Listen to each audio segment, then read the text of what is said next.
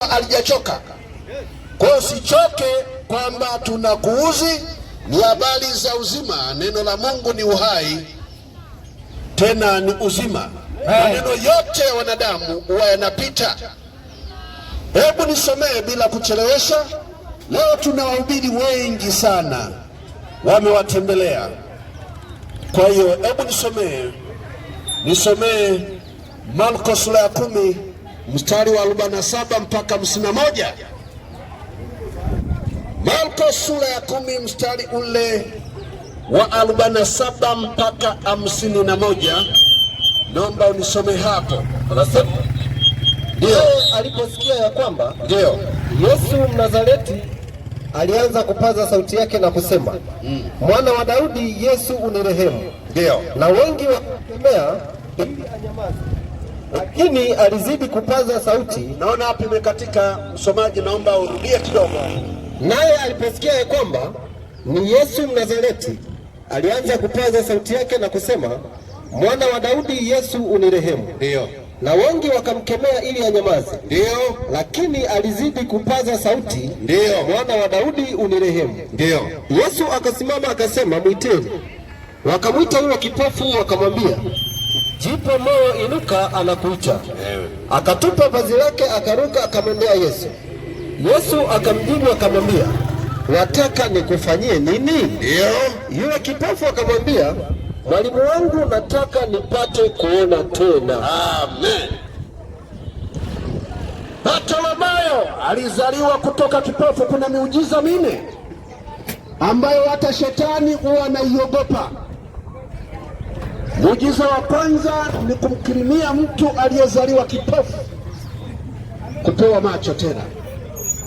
Muujiza wa pili ni kumfufua mtu aliyeoza siku 4 kaburini. Muujiza wa tatu ni kutembea juu ya maji. Ndio maana tunasema Yesu sio mtu wa kawaida, pia ni Mungu. Muujiza hii hakuna mwanadamu duniani aliyewahi kuifanya. Na muujiza wa 4 ni kuwalisha watu 5,000 kwa samaki wawili, na mikate 5. Bartimayo alikuwa kipofu. Kijana wewe na nidhamu. Bartimayo kipofu alikuwa anaomba kila wakati. Akaamua maamuzi ya kina kwamba leo sitaomba, nipelekeni mahali ambapo Yesu atapita. Njia ya Yeriko ilikuwa ni barabara kuu kama hii ya Mbeya. Akasema, niwekeni hapo ambapo Bwana mkubwa atapita, mwalimu. Bartimayo huyo aliweka maamuzi ya kina. Juzi tulimwona Zakayo aliweka maamuzi ya kina ya kumtafuta Yesu. Ni mtu wa namna gani? Ukimtafuta Yesu umepata kila kitu. Tatizo unatafuta vitu vya Mungu na Mungu uko kinyume naye, kwa waganga huko, kwa mambo ya kishirikina huko, kwa maji ya wajanja hawa mitume huko. Mungu hahitaji maji la kuponye. Mungu hahitaji chumvi la kuponye. Mungu hahitaji vimiminike la kuponye. Mungu anakuponya kavukavu. Alituambia mtaweka mikono juu ya wagonjwa wenye matatizo balaa nuksi. Nikaambia kwamba moja ya majina ya Yesu pia, mojawapo alikuwa anaitwa mfanya biashara. Ana majina 606, sio 666 kama juzi nilivyozungumza, na saisha hapo 606. Bartimayo akasema, nipelekeni mahali Yesu atapita. Tatizo unatafuta vitu vya Mungu, lakini Mungu kwa mbali naye. Hata siku hizi umeacha kusali, na wengine ndio ukifanikiwa ndio kabisa, hata ndoa inavunjika. Unaanza nyumba ndogo, uwezo ukatoka. Nimeandika vitabu, watu waliotolewa katika umaskini na kwa matajiri, kama akina Coca-Cola, kama akina Bill Gates, kama akina Colgate. Unatafuta mali sana, lakini bila kupatana na huyu mwenye mali utazunguka sana. Bartimayo akasema, nipelekeni Yesu atapita wapi? Leo siombi mtu, fanya maamuzi ya kina.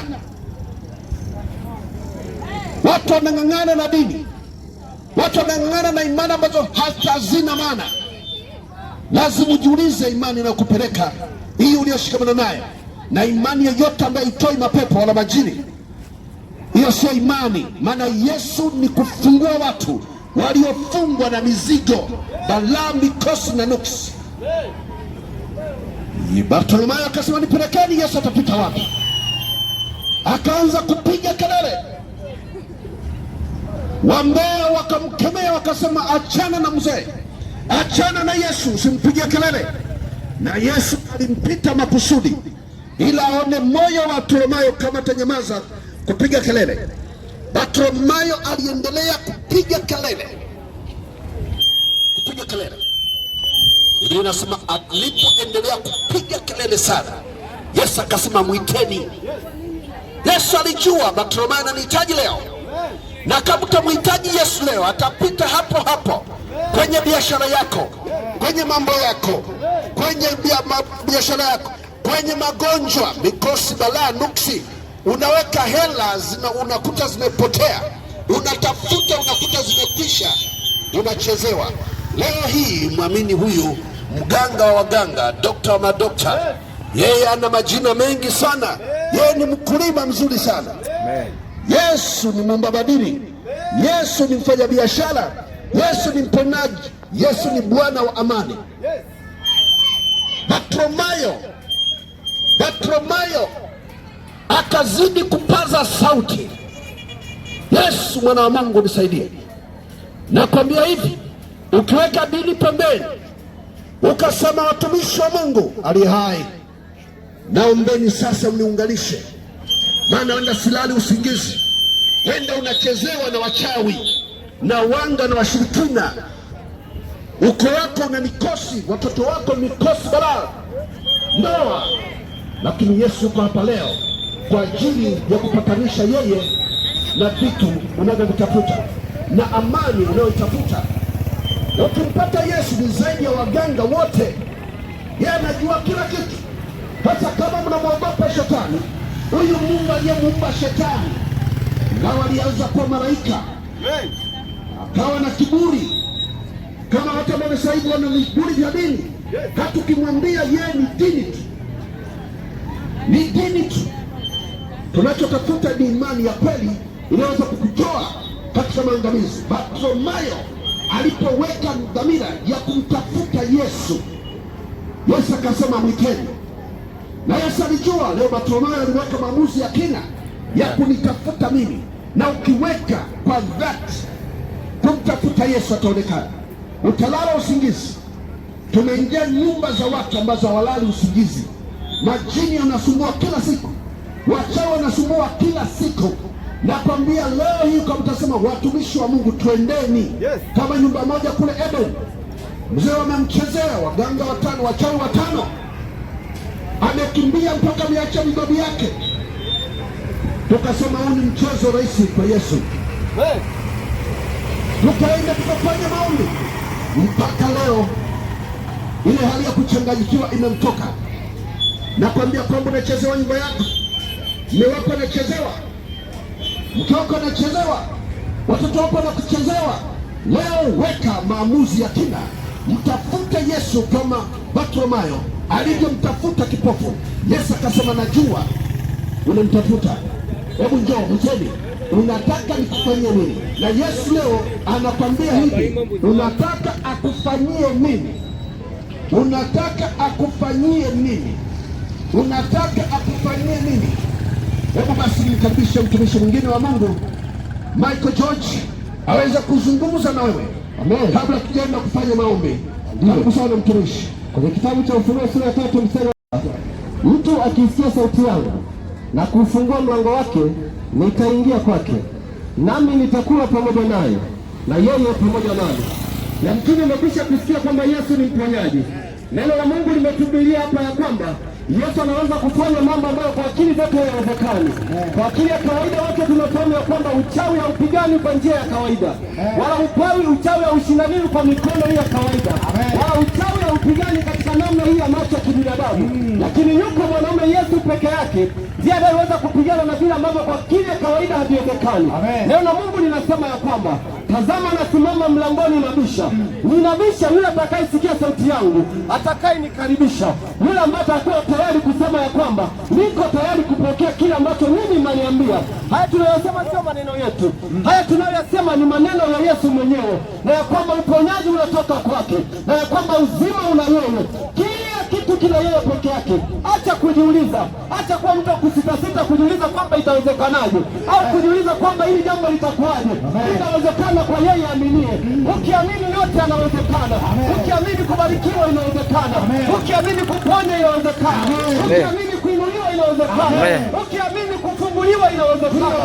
Yote kwake Mungu yanawezekana. Yeye anachosema ni kwamba yuko mahali hapa anabisha, anakuita mwanangu, geuka. Anakuita kwamba rudi, geuka. Rudi, anakuhitaji. Yeye atuwazima wazo mabaya. Yeye yeye atuwazima wazo ya aibu. Yeye atuwazima wazo ya fedhea. Yeye atuwazima wazo ya sisi kuhuzunika. Ni shetani peke yake ndiye ambaye anafurahi kuona mwanadamu akiteseka. Lakini Mungu kwa kuwa alituumba kwa kutupenda, na sio tu hivyo, ni kwa mfano wa sura yake, anasema anabisha. Geuka leo, geuka leo, geuka leo, leo geuka, leo geuka. Sauti ya mtu aliyekaa inasema ya kwamba rudi kwa Bwana akufanyia yale ambayo Bwana anakusudia kukufanyia. Kama alimfanyia Bartimayo, hata kwako inawezekana. Kama alimfufua Lazaro aliyekufa ameweza kabisa, si zaidi wewe ambaye uko hai. Yote ambayo unaona kufunga, yote ambayo unaona ya kwamba hayawezekani, kwa Mungu wetu inawezekana. Kwa Yesu huyu inawezekana. Usiogope kwamba itakuwaje, ni Bwana mwenyewe atakuwa na wewe. Usiogope kwamba itawezekanaje, inawezekana kwa kuwa Bwana alipokuwa yeye, yote yanawezekana. Yeye anatenda miujiza, hahitaji kitu cha nyongeza, hahitaji udongo, hahitaji mafuta, hahitaji chumvi. Jina lake tu linatosha, jina lake pekee linatosha. Amesimama anabisha. Wewe unachohitaji ni kumkaribisha tu. Mwambie Baba, niko hapa. Bwana, niko hapa, niko tayari kupokea, niko tayari kusikia lile unaloniambia. Ukiwa tayari tu, inawezekana, sema amen. Inawezekana, sema amen. Inawezekana, sema amen. Usiogope tena, usitetemeke tena, usijiulize tena, usiwe mtu wa mashaka tena. Anasema ninasimama ninabisha. Yeye hawezi kuingia mpaka umkaribishe. Yeye hawezi kukuvamia, yeye hawezi kukushitukiza, yeye hawezi kukufanyia bila kukuandaa. Ameshikwisha kukuandaa kwa neno lake, amekwisha kukuandaa kwa mtumishi aliyekutangulia. Anaendelea kukuandaa hata sasa, kwamba anachokitaka wewe umkaribishe. Usiogope, usijiulize, usiangalie kwamba itakuwaje, itakuwa hivyo hivyo. Maana Bwana yuko mahali hapa, maana Bwana yuko mahali hapa, maana Bwana yuko mahali hapa, maana Bwana yuko mahali hapa. Haleluya! Usiogope. Sikiliza nikwambie, sikiliza nikwambie, kila mahali Yesu alipopita aliacha miujiza unafanyika, aliacha watu wamesumbuliwa. Yeye alikuja si kwa bahati mbaya, yeye alikuja ili watu waokolewe, yeye alikuja ili watu wawekwe huru, yeye alikuja ili watu wafunguliwe, yeye alikuja ili watu waponywe, yeye alikuja ili watu wawe na uzima kisha uzima tele. Lakini sasa watu hawajaelewa, watu hawajasikia. Watu inawezekana umekwisha kusikia, lakini hujachukua hatua. Leo ni saa yako ya kuchukua hatua. Leo ni saa yako ya kuchukua hatua, kwa kuwa Bwana ndiye anayependa kufanya yote. Yeye ndiye anayefanya yote, yale habari ya chuma wote, yale habari ya kuuliza migogoro. Yeye ni mfalme wa amani, yeye ni mfariji, yeye ni mponyaji, yeye ni Bwana wa uzima, yeye ni yote ndani ya yote. Hakuna cha kuogopa tena, hakuna cha kujiuliza tena.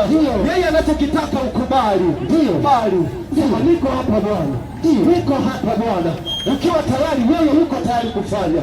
Hawezi kukulazimisha, yeye hawezi kukushinikiza, ila kwa upendo anakuita kwa sauti ya upole, kwamba mwanangu, hiyo sio njia, kwamba mwanangu, haya sio maisha niliyokukusudia, kwamba mwanangu, hii sio namna niliyokuandalia. Yeye amekuandalia furaha, yeye amekuandalia amani, yeye amekuandalia uzima. Ninapokuja ndio kumalizia, kabla sijamleta mtumishi wa Mungu, nisikilize. Anasema lakini ufahamu neno hili ya kwamba nyakati za mwisho zitakuwa kwa nyakati za hatari, zitakuwa nyakati za kutisha. Sasa hivi zimekuwa ni nyakati za kutisha sana. Si ajabu kusikia baba ameua mtoto wake, si ajabu kusikia mama amemnyonga mtoto wake, si ajabu kusikia kuona kaka amemuua ndugu yake, si ajabu kusikia mtu ameua ndugu yake kutafuta mali. Lakini nikwambia neno moja, yote yanafanyika kwa Mungu tu. Yote ndio Mungu peke yake ndiye anaweza kubadilisha haya. Mungu peke yake ndiye anaweza kutengeneza haya. Na yeye kama anaweza kutengeneza, yeye anakupa nafasi ya wewe kukubali, ili uondokane na hiyo hatari, ili uepukane na hiyo hatari, ili uepukane na hayo mazingira kutisha. Yale yanayokuogopesha kwa Mungu ni madogo sana. Yale yanayokutisha na kukimbiza kwa Mungu ni madogo sana. Yote yanawezekana. Sema amen. Mtumishi wa Mungu. Amen. Mtumishi wa Mungu. Yote yanawezekana. Amen. Kwake yote yanawezekana. Kwake yote yanawezekana. Anasema katika neno lake, njooni kwangu ninyi nyote msumbukao na mizigo na wenye kulemewa, nami nitawapumzisha. Yaani Yesu atakupumzisha. Yamkini uko na mizigo inakutesa, uko na mizigo inakusumbua. Nataka nikwambie, yupo Yesu, yupo mwanaume ambaye kaburi lilimshindwa, ambaye umauti ulimshinda, umauti ulitikisika, akashuka kuzimu, kuzimu ikatikisika, ikatambua kwamba mwanaume amekuja, mwanaume ameshuka. Na ndio maana leo, mchana wa leo anasema, lete mzigo wako, lete mzigo wako. Yuko mahali hapa, atakuweka huru, atakuweka huru. Na ndio maana leo tunasema, yamkini mzigo wako, acha nikwambie, yamkini wewe mzigo wako ni wake za watu tu. Inasikitisha, inasikitisha, ni wake za watu tu. Njoo kwa Yesu. Yamkini unajiuliza, hili litawezekanaje? Hili litawezekanaje? Nitawezaje kuacha? Yupo Bwana, yupo mwanaume anayeweza kukufanya uache yote, anayeweza kukufanya uwe huru tangu sasa. Haleluya, haleluya, haleluya, haleluya. Yamkini mzigo wako ni waume za watu tu. Acha nikwambie, usimwone mwanaume wa mtu amenyonga tai yake, amenyosha suruali yake, anatembea, moyo wako unaenda tu. Tulia kwa Yesu. Yuko mwanaume anayeweza kukufanya ukawa salama. Mkimbilie yeye leo, mkimbilie Yesu leo, mkimbilie Yesu leo. Achana na hizo mambo, njoo kwa Yesu, njoo kwa mwanaume, njoo kwa mwanaume simba wa Yuda, njoo kwa mwanaume aliyeunguruma, mapepo yakatikisika. Alipounguruma, magonjwa yakakimbia.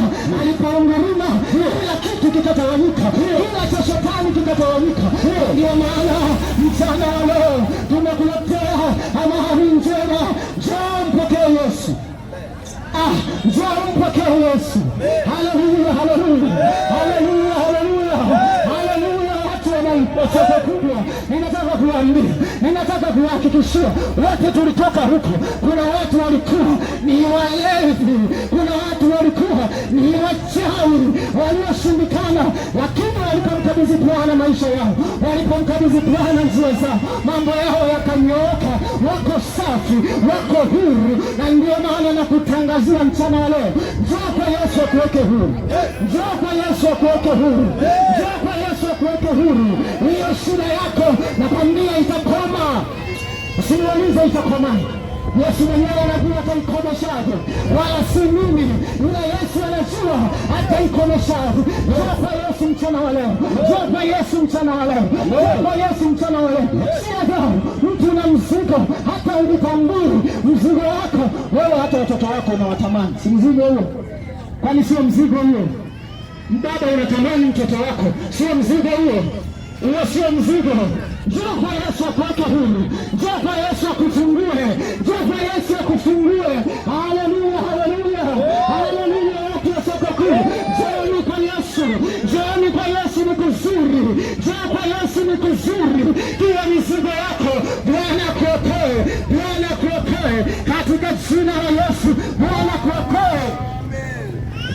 Imetosha, imetosha. Wamesikia. Tuko tayari kuomba na wewe kwa sababu muda umekaribia. wa kuweza kufunga barabara yetu. Pale pale ulipo, hebu nyoosha mkono anayehitaji maombi, maana Yesu anasema kwamba aliwaponya